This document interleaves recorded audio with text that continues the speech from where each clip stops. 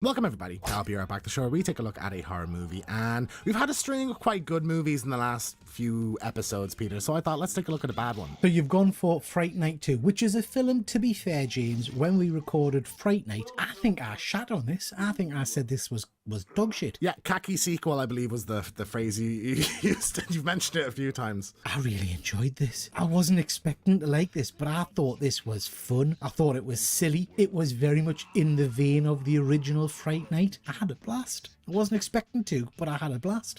I think there's some decent stuff in this, but like overall, woof. It's such a downgrade. I think it just doesn't have like any of that charm and that kind of magic sauce that original movie. That original movie like is now one of my favorite movies of all time. I think it has one of the probably the best vampire character on film for me anyway. Yeah. This is just a pale imitation of that, I think. This was going for Lost Boys vibe. Murky characters, kind of more down with the kids. That's an insult to Lost Boys, I think, Peter. Just say that. I know, but that's what they were trying for. That's what they were trying for. Skating vampires, things like that. But James, I know you were a big fan of sexy vampire in the first one. This one was sexy. Oof, when she's lying on the car in the leather. Well, that's the thing. In Fright Night, original Fright Night, Jerry Dandridge, he's sexy, but it's not because he's got his shirt off and muscles chiseled or anything like that. It's how he carries himself. He oozes charisma, you know, he's very charming. Whereas in this, I just feel like it's kind of lazy to go, let's just stick her in a latex bloody brassiere. Oh, I like that. Say that again. Brassiere. Brassiere. I thought she was pretty damn good, I have to say. And I liked some of the other vampire characters. I thought they were fun. Quirky, but fun. Just a bit weird. Now, don't get us wrong. It's not a patch on Fright Night. It's not a patch on the first one. But it's not as offensive as I was expecting. Okay, well, I was pretty offended. Tell you what has offended is I downloaded and paid for the wrong Fright Night 2, didn't I? Oh, you got the remake sequel one? Oh, now that's shit. That is utter shit. I got about 20 minutes in, thought, this isn't what I thought. This looks pretty good for a 1988 movie. £4 that cost us. Dog shit. Fright Night Part 2, a little bit of background about the movie. It's directed by Tommy Lee Wallace, so he was a very frequent collaborator with John Carpenter. He'd also directed Halloween 3. Writer-director of the original film, Tom Holland, was asked to return for the sequel, but he and Chris Sarandon, who played Jerry, were tied up making Child's Play. I just think like it just veers too far into the silliness. I didn't really find any of the jokes that funny. The characters are so zany, like the you know, it's just too much. It's ugh. You miserable prick. Honestly, what do you mean you didn't find the jokes were fun? It was funny. Come on. At times it's kind of, you have a little chuckle. What I will say is I remember us talking about the character of Charlie in Fright Night 1 and saying that he wasn't particularly a nice bloke. He was a bit of a bully. You know, he doesn't treat his girlfriend very well. He's an absolute prick in this. Well, Charlie Brewster is everybody's favorite pervert who just doesn't know how to say no, how to take no for an answer from any woman that he spends time with. It's like, ugh, this is your protagonist? It's like, all right. His story, I feel like he's kind of gone backwards. I really don't like when you kind of undo a thing that was in the previous film. So like it happens all the time with like when a character gets together with another character and then the next movie they've broken up in between and you know you have to do the whole thing again. So here it's like Charlie believes he's imagined the entire vampire thing, and it's not until like an hour, like more than halfway into the movie, that he fully accepts, oh yes, this is actually vampires. Yeah, he's trying to convince himself that it didn't happen, isn't he? He's trying to, you know, put it out of his life, as it were, which, to be fair, I can understand why he's doing that. And do we think that weird psychologist bloke was a vampire all along? I think their sessions were in the day, so I assume he was turned at some point. That bit was fucking awful, I thought. The way he's like giving therapy while the thing is in his chest and stuff, it was just... Yeah, it was shit. I'll give you that. Shit. Also, would you not notice in a car in the rear view mirror that whoever's driving doesn't have a reflection? If you just glance into a rear view mirror, probably, like right in front of you, you know, or the windscreen of the car. No, okay. And I think there are some clever ideas in this that just aren't executed that well. Of him becoming a vampire, I think that's an interesting element. That's like the villain's revenge on him, is like, going to turn him into the thing he hates. I thought that was well done, actually. I thought, you know, the gradual kind of transformation was pretty interesting. Yeah, he's gone around with his shades on in the middle of the day and stuff. I thought that was... Vomiting the garlic pizza. Yeah, I like that. I like how the girl serving the lunch just had a cigarette there hovering over the pizzas and stuff. I was like, what? It was a different time. It was a different time, wasn't it? Alex is the new kind of girlfriend character in this. Now, I absolutely detested Amy in the first movie. I thought the character was not poorly written, but just incredibly unlikable. But I quite liked Alex in this. I thought she was, there's not that much to her character, but I thought she was fairly charming and likable, and I wanted things to work out for her. She was all right. She was beige. Do you know what I mean? She was there. She had some interesting scenes with that weird werewolf bloke. That was odd. I thought the effects on him were pretty good, mind. I don't like how quick it is, like when he scares the dog.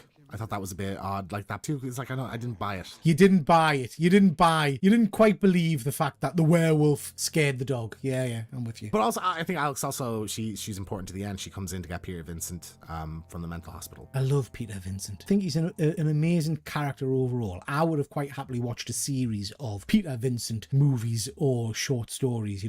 I love the scene where he's in the bar at the end and he sees the new woman on his show, and the guy asks him what he does for a living, and he's like, I'm a vampire killer. I am a vampire killer. I'm gonna go kill the vampire. I just think he's a cool character, and he eats up every scene he's in, to be honest. I think he's amazing. Another clever idea, I think, is to have him be replaced on the Fright Night TV show. I think that's an interesting element. But like, Regine is the main villain of this film, and I just feel like that would have been a better angle than just saying, oh, it's the previous villain's sister. I thought that was a little bit lazy. Like, she says that, and there's no more elaboration on it. Like, I thought that was a bit shit. Yeah, I guess you've got to try and, I guess that's the link to the first movie to explain the revenge element, or else it would have just been a bit of a coincidence them turning up into the same apartment block as Peter Vincent. Well, but you didn't need to have the apartment block thing. I think it would have been a better idea to have her come in as the new host of Fright Night, and then Peter Vincent maybe is accusing her of being a vampire, and Charlie doesn't believe him because he's like, oh, you're just being jealous that you're being replaced. I also think like her hosting was a bit poor. Like, she just does this weird kind of dance thing, and horrific. I don't know what that was all about. You don't ever see her on the TV actually doing the hosting. I think it would have been a better idea to maybe have her be like an Elvira kind of type character, where she's kind of, this is the new generation of horror fans are more into this than the Hammer horror kind of style. I thought that would have been an interesting idea. Yeah, absolutely. That would have been interesting. Special effects, James. Now, this movie has a wide range of effects, I think. Sometimes it absolutely blew me away how cool it looked. And we're talking about, Regina there. Sometimes when she turned and you saw the yellow eyes and the fangs, practical effects, it looked amazing. When they spray the guy with the holy water, again, it was very Gremlins-esque, with him kind of dissolving and melting into a puddle. And then we get some pretty ropey kind of giant batshit things flying around at the end, which were a bit rah. Yeah, I don't like the design. I don't think it's as interesting. I feel like this movie feels a bit cheaper than the original one, I think, as well. But I think there's a horrific look to the vampires in that first movie that this one doesn't really touch that much. You don't see their face distort that much. Like, I think with Regine towards the end, they lean into that a bit more, but I think they saved the budget for that, it feels like. I did quite like the scene where she dances with Charlie and she spins him like he's the lady in the dance. I thought that was quite funny. Yeah. The bowling alley scene, that was a little bit random. Oh yeah, they all go for bowling. Why? Why are we getting a 5-minute montage of them having fun bowling at a bowling alley? Like, what is this? What's the point? I fucking hated the henchmen characters in this. I thought they were terrible. So like, yeah, really? Why is there a vampire on rollerblades in this? Why wouldn't you have a vampire on... Are they not really fast already? Why do you have vampires on motorcycles in Lost Boys? Because it's cool. Rollerblades are cool. How dare you? You've just offended an entire generation.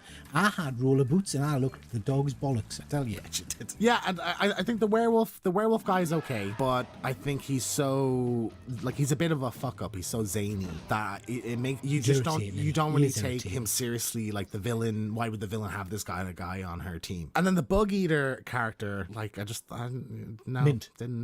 vibe with me, man. It's Renfield, basically, isn't it? It's Renfield. No, in the last movie we had Renfield from Dracula. We had the cool henchman dude in that one. This is just some weird guy. He eats bugs, and then when they open him up at the end, all the kind of the maggots and everything spill out. That was pretty cool, James. I like the idea, but I think his face looked weird. Like, I think the prosthetics could have used another run over, That's harsh. That man's had to live with that. That's terrible. A little bit of trivia about the movie. An early draft of the script included both Amy and Evil Ed returning, but neither of the actors who played those roles were impressed with the material and decided not to come back. A cutscene explained Amy's whereabouts. She started dating a lot of older men. They all vaguely resembled Jerry Dandridge. One of them owned a bank. She married him and moved to Houston.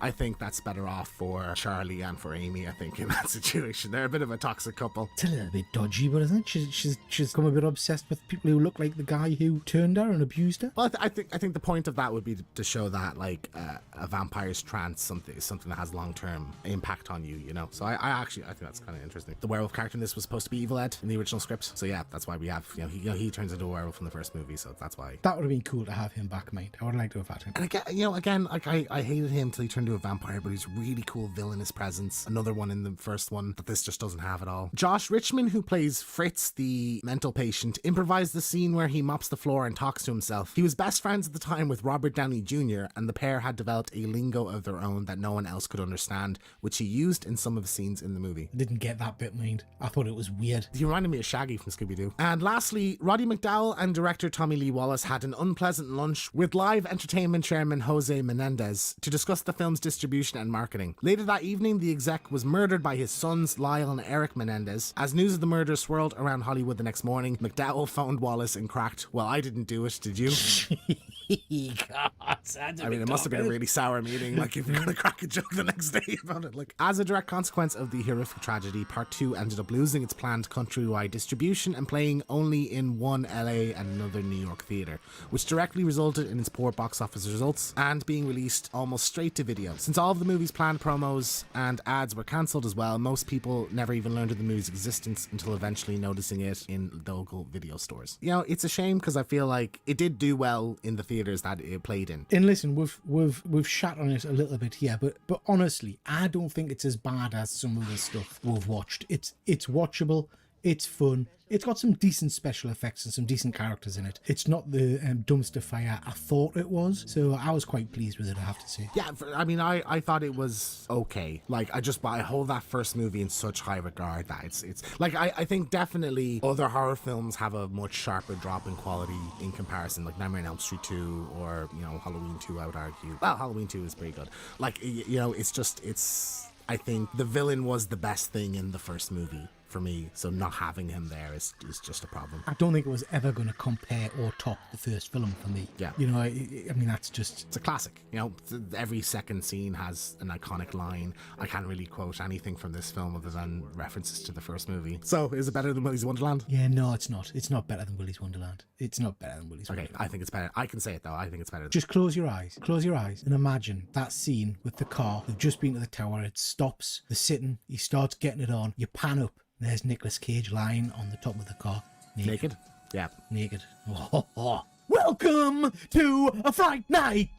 For real. And that's I'll Be Right Back on Fright Night Part 2. Thank you so much for watching. We have multiple episodes of I'll Be Right Back on different films up on the channel, and we review all the latest horror movies in the cinema. So if you enjoyed this, leave a like, subscribe. Don't forget to check out One Good Scare live every second Friday, and we'll be right back next time with...